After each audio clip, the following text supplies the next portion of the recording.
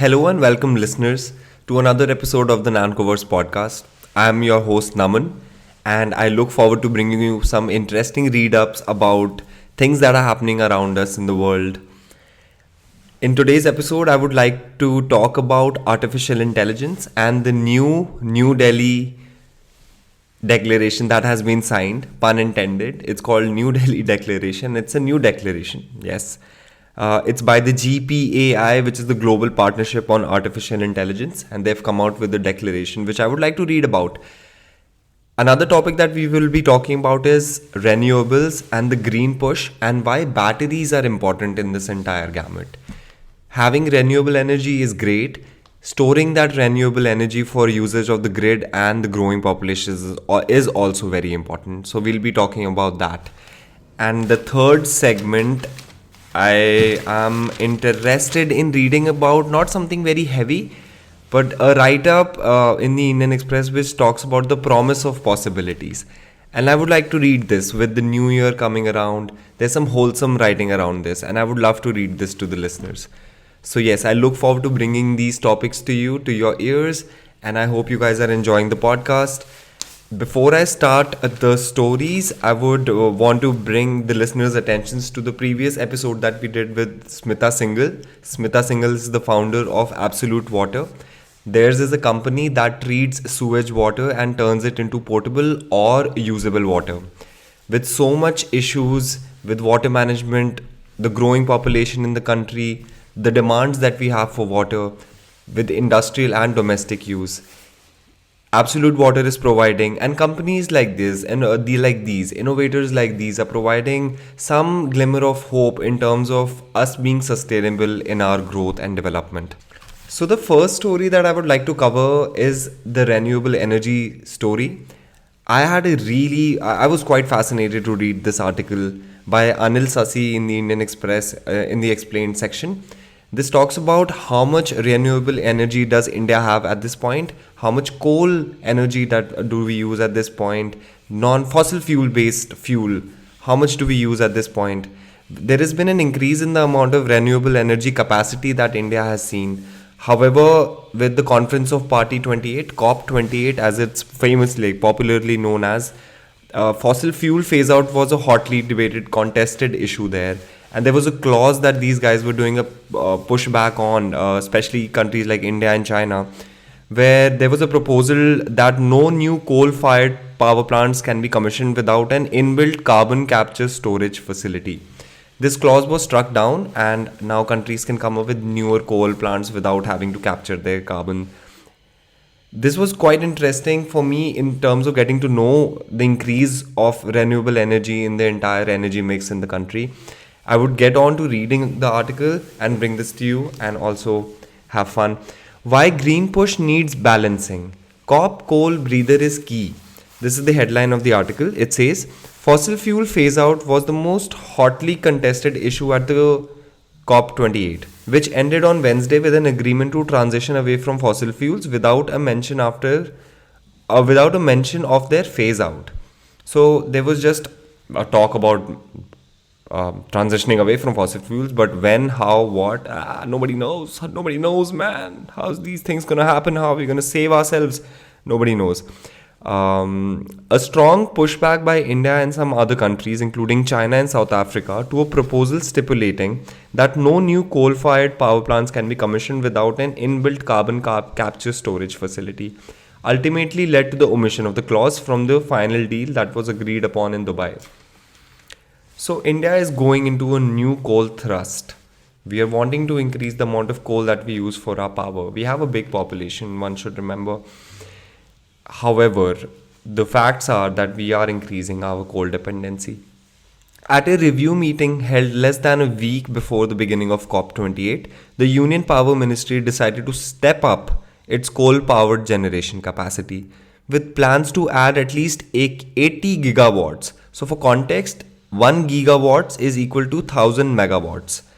So they're wanting to increase coal capacity by 80 gigawatts, which is about 8000 megawatts.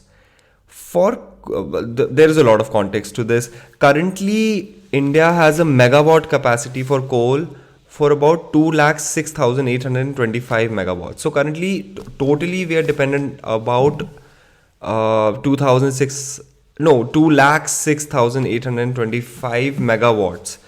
I am not going to do the conversion on this, but that's a lot of gigawatts that we currently use. One interesting story thing that I learned from this article was that the renewable energy is also not that less. We have about 1,32,132 megawatt capacity of renewable energy currently.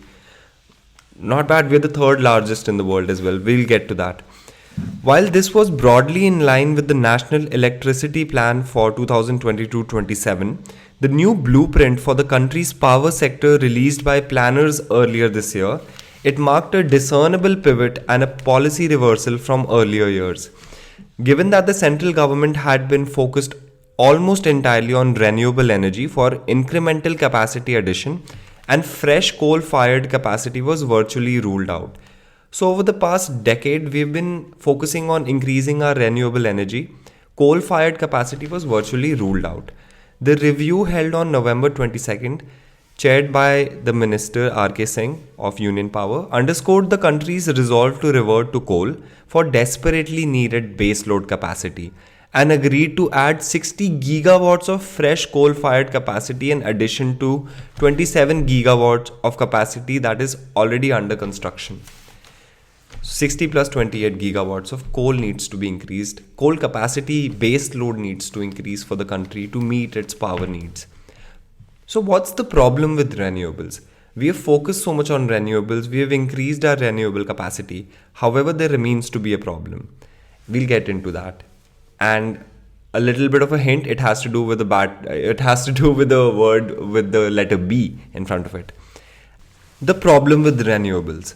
As part of its emission reduction resolve, the government has consistently stepped up renewable capacity addition over the better part of the last decade to operationally sustain a huge average monthly addition of 1000 megawatts, which is 1 gigawatts, to operationally sustain a huge average monthly addition of 1000 megawatts from non-fossil fuels or renewables to the electricity grid.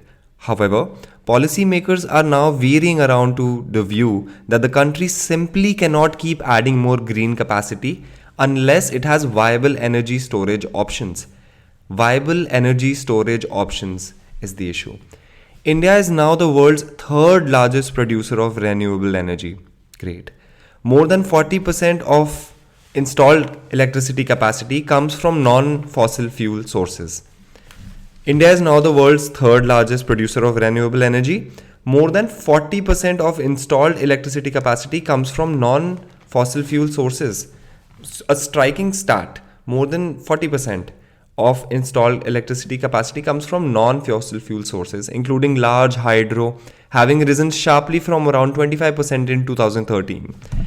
Solar and wind capacity is now more than 30% of this entire renewable pie. While this green push has resulted in a 24% reduction in emission intensity of GDP, ratio of total greenhouse gases and GDP between 2005 and 2016, it has led to a situation in which the grid is increasingly powered by renewables, which creates the problem of intermittency, a significant challenge from a grid management perspective. So if the grid is like the complete big pie, it's like the largest thing, the contribution of renewables has been increasing over the better half of the last decade. Now the problem is that this renewable energy is not able to be captured, and this is leading to issues from a grid management perspective. The overall grid that we were talking about, like the plus renewable, plus coal, lignite, gas, diesel, hydro, nuclear, everything. It is clear in policy circles that without storage, incremental renewable power capacity poses problems for grid managers. For procurers such as state-owned distribution companies, DISCOMs, renewables are not always a viable option precisely due to these vagaries in the generation trends, which means they still have to depend on thermal or nuclear generation to meet the base load demand. For context, nuclear energy is quite less in the Indian power grid, about 7,480 megawatts, which is tame as compared to the 1,32,132 in the renewable and 2 lakh for coal. To counter the problem of intermittency, intermittency could ease like and can be described as something that it's not very regular, not with regular time frames in a sense. But I'm sure my listeners will know. If not, sometimes even I don't know the word, the meaning, exact meaning of a word. To counter the problem of intermittency, power utilities are forced to keep old thermal units on standby. But keeping these units operational results in payouts of high fixed costs. The concept of renewables achieving grid parity is growing to be farce. If the cost of standby thermal power is taken into account, renewable power is now almost twice its cost on paper. An expert closely associated with the capacity addition plan told the Indian Express. The question of storage. Now comes the question of storage. All of this energy is being captured and produced by renewables, but is it even staying in the grid? Are we able to use this captured energy? That's an interesting question. The question of storage. The decision at the November 22 review was a tacit admission to this reality. Given that energy storage is desperately needed alongside green energy sources to counter the variability in renewable generation. Electricity is generated only when the sun shines or when the wind blows, which is not always in sync with the demand cycle. Storage can help tide over this shortcoming, especially as renewables grow to become a big chunk of the installed generation capacity. Until that happens, stepping up thermal, especially coal and nuclear generation, are perhaps the only way forward. India is the world's second largest coal producer. Second largest. The stipulation moved at COP28, if adopted, would have effectively put India's fresh coal-based capacity in jeopardy, given the added cost implications. It's like you're trying to make a house, and right before you're about to make the house, the regulations for house making changes. It's like, no, don't do that to me. Or like the pathway changes, basically. This is what's happened. So like countries are telling India to have fresh coal capacity with carbon capture. And we just want to make traditional coal capturing, traditional coal generation plants.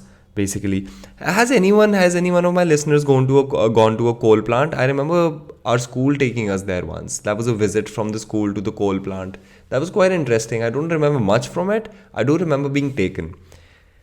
Coal is important. Coal has been there for some time, powering all of our electricity needs.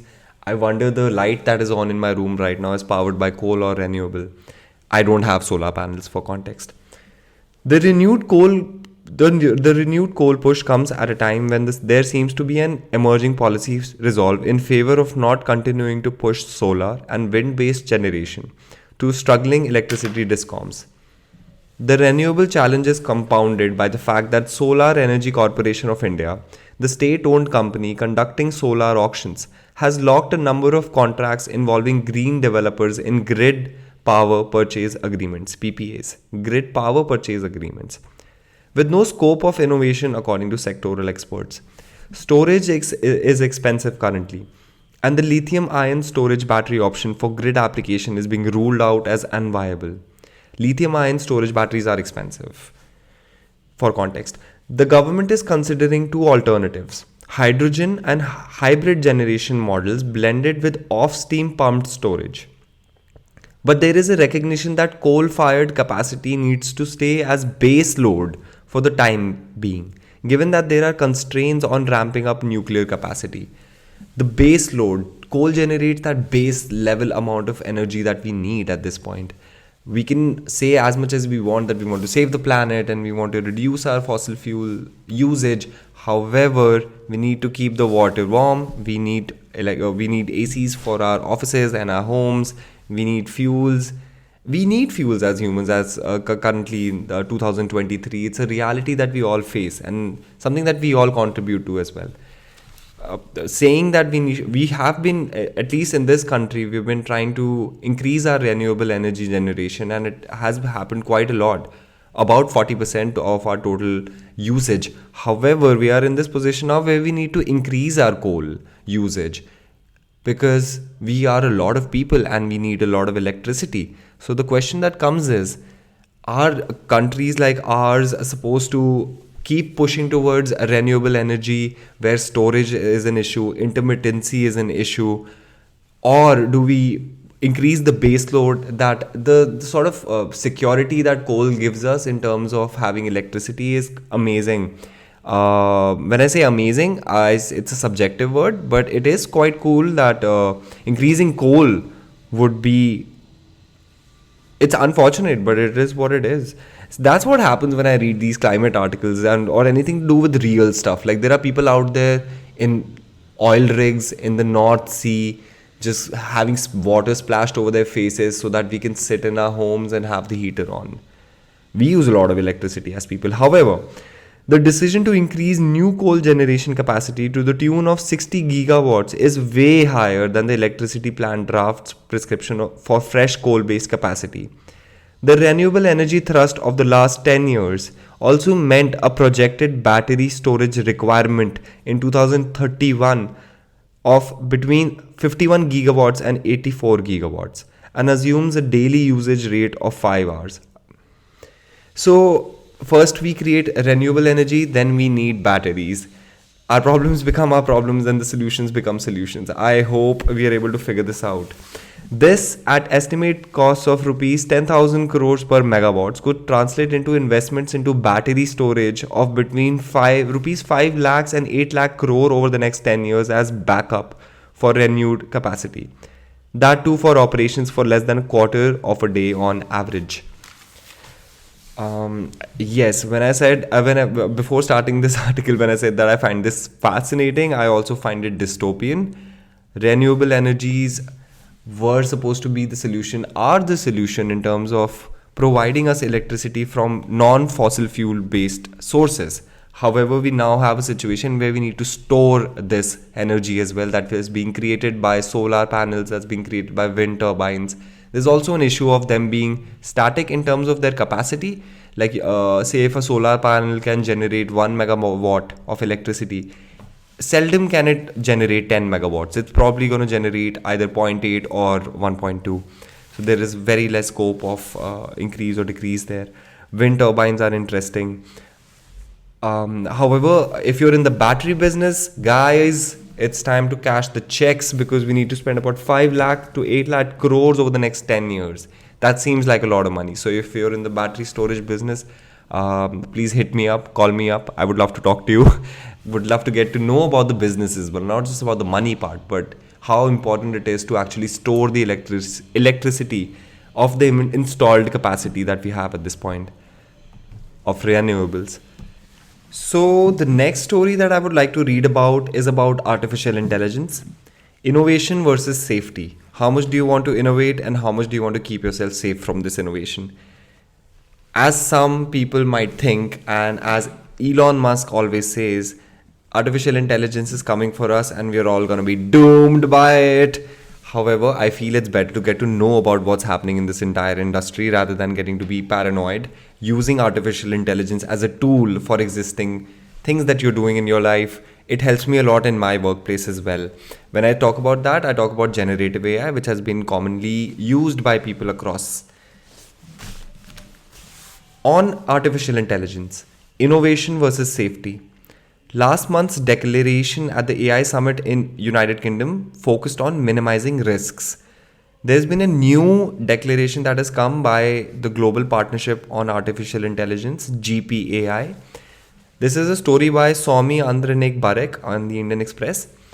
And it goes, the 29-member Global Partnership on Artificial Intelligence, so there's 25 members to GPAI, has unanimously adopted the New Delhi Declaration.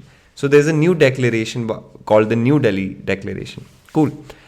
New Delhi Declaration that underscores the need to mitigate risks from the development and deployment of artificial intelligence systems and to promote equitable access to critical resources for AI innovation, including computing and high-quality diverse data sets.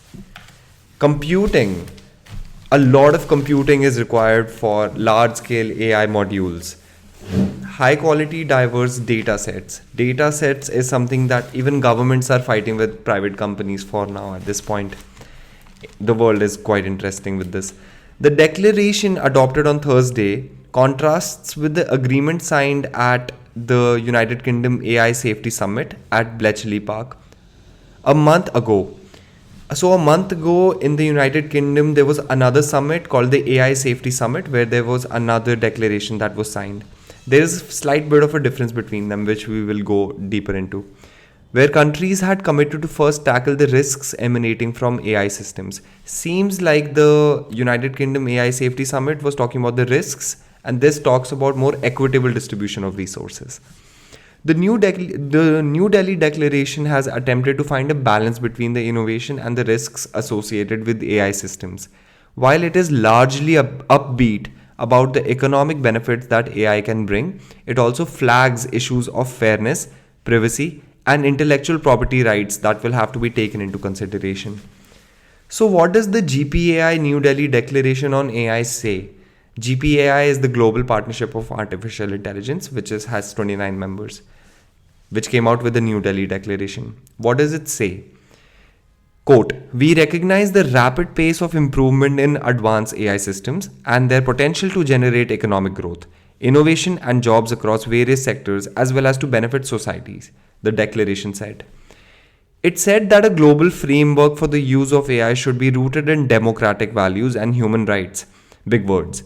Safeguarding dignity and well being, ensuring personal data protection, the protection of applicable intellectual property rights, privacy, and security, fostering innovation and promoting trustworthy, responsible, sustainable, and human centric use of AI.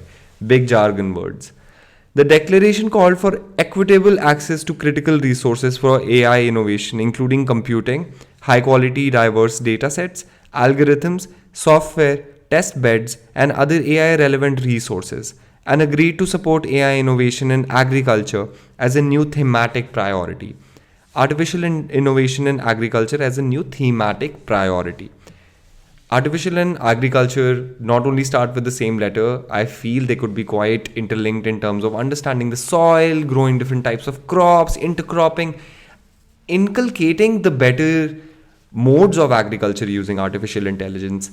If the farmer can, there's a lot of times, especially in this country, farmers are assumed to be not that literate, not that educated, and they don't have brains for themselves to think what is best for them. However, I feel if the farmer is given all the tools that he needs, they can do a good job, especially with an emerging technology that can help them to grow real grains as well. I'm not a farmer, so I don't claim to say that this is going to be beneficial to them right away. However, there can be some technologies that we can read more about in the coming episodes. It said that GPAI would pursue a diverse membership with particular focus on low and middle income countries to ensure a broad range of expertise, national and regional views, and experiences based on shared values.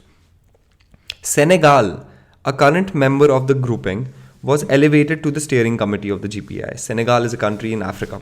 I would love to visit. Would I? I don't know. I don't know much about Senegal. I like to read more about it. How is the world viewing the New Delhi Declaration? Experts have cautioned that such agreements would only work among like-minded countries. GPAI is an attempt largely led by the democratic world to adopt a global risk-based approach to AI. It includes countries like India, UK, United States, France, Japan, and Canada.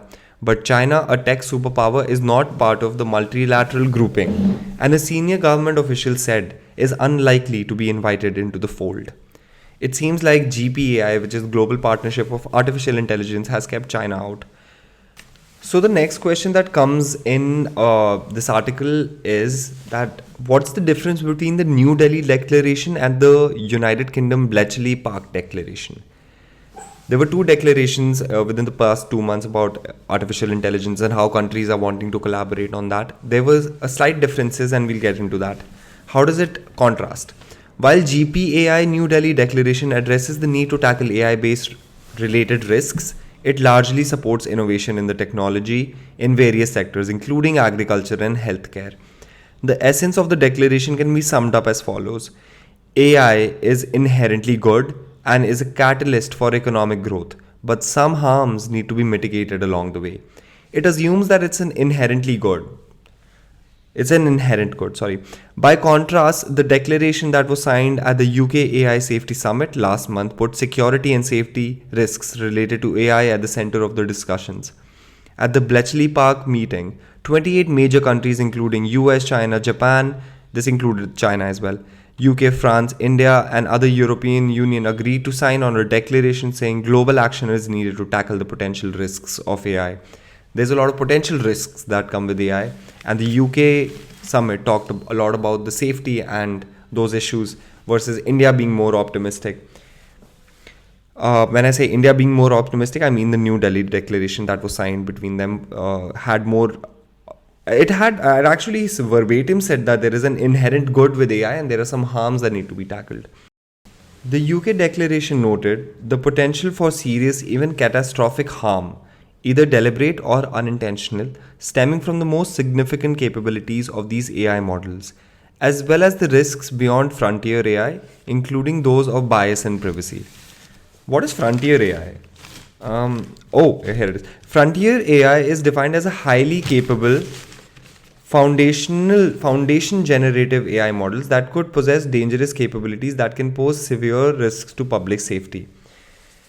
Frontier AI seems to be a generic term talking about a catch-all term uses to describe AI models that match or outperform existing cutting-edge AI models, either in terms of capability or variety of tasks. So the daddy of AI, basically. No, the daddy of existing AI or mommy. The countries agreed that they would build risk-based policies to ensure AI safety and collaborate as appropriate, while recognizing our approaches may differ based on national circumstances and applicable legal frameworks. What is India's official position on the regulation of artificial intelligence? What is our position right now? Where are we at this point? Even as India looks to unlock the potential economic benefits of AI systems, its own thinking on AI regulation has undergone a significant change. From not considering any legal intervention on regulating AI in the country a few months ago, to now moving in the direction of actively formulating regulations based on a risk-based user harm approach. At the inaugural session of the GPI summit on Tuesday, Prime Minister Narendra Modi flagged the dual potential of AI. While it can be the 21st century's biggest development tool, it can also potentially play a very destructive role, and called for a global framework that will provide guardrails and ensure its responsible use. The innovation is there, how do we use it is the question. In April, the Ministry of Electronics and IT had said it was not considering a law to regulate the AI sector. Union Minister Ashwini Vaishnav said that although AI had ethical concerns and associated risks, it had been proven to be an enabler of digital and innovation ecosystem. However, after deepfakes of a number of popular personalities got mainstream traction, the IT ministry began to talk of concrete legislative steps to tackle AI-based misinformation. This shift was also anticipated in part in a new consultation paper floated earlier by the telecommunications regulator, TRAI, Telecom Regulatory Authority, which said that the centre should set up a domestic statutory authority to regulate AI in India through the lens of a risk-based framework. So there is a lot of issues that is happening in terms of AI being used as deepfakes. I think it's when your own face is morphed into somebody that is not you. It's like you're there, but you're not there, saying things that you've never said. A lot of people are getting fake endorsements from celebrities for their brands. If it sounds like a lot of fun, it's like if you can't afford the celebrity, just make a deep fake. I'm not promoting deep fakes. It could be illegal, and please check with your legal advisor before making a deep fake of anyone.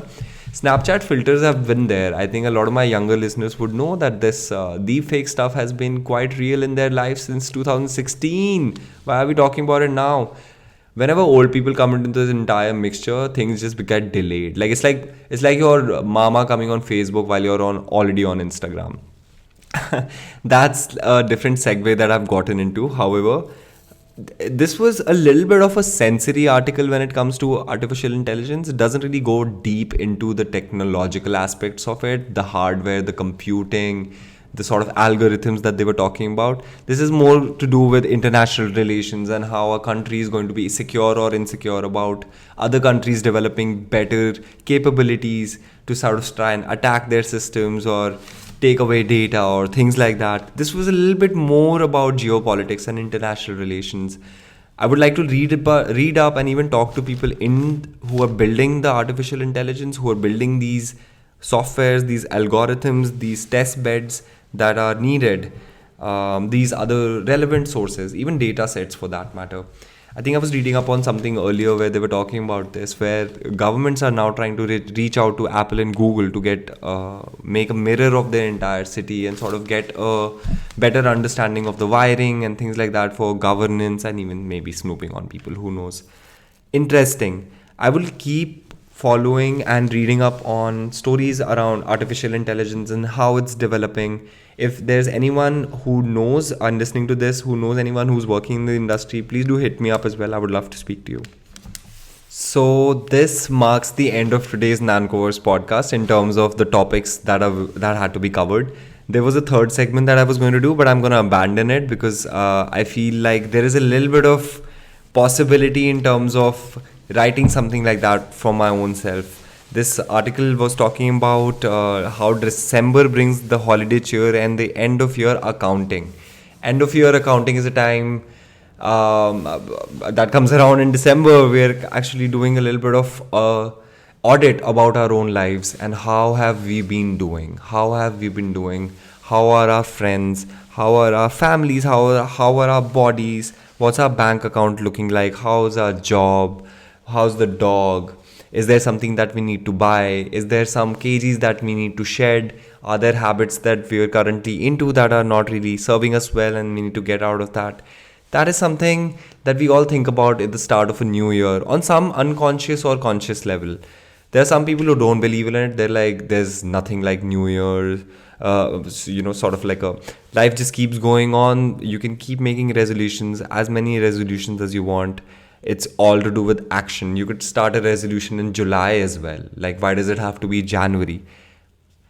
Me, on the other hand, I feel there is some value in coming up with these resolutions. It gives you a vision statement, a sort of a way to look at where you want to head in your life. Like, how are you wanting to exist in this world? Is there something that you want to achieve? There's one thing that I would like to do is to learn jiu-jitsu. I've taken a few classes, but I would like to do more of that. So in this coming year, maybe starting some jiu-jitsu classes would be great.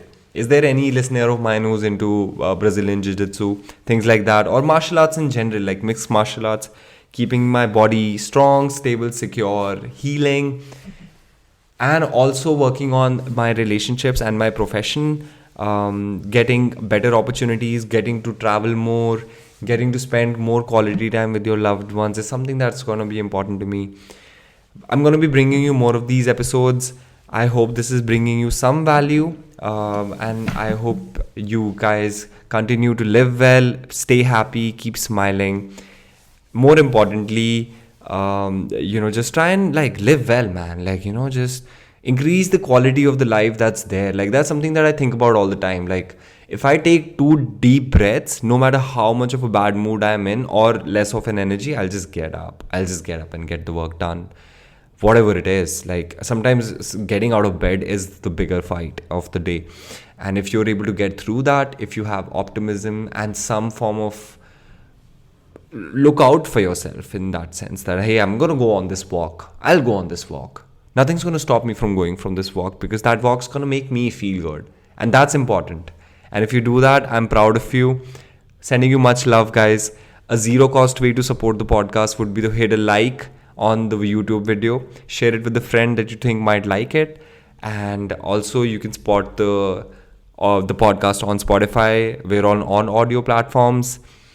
Yes, I enjoy you guys a lot. Thank you for listening to me. Jai Hind.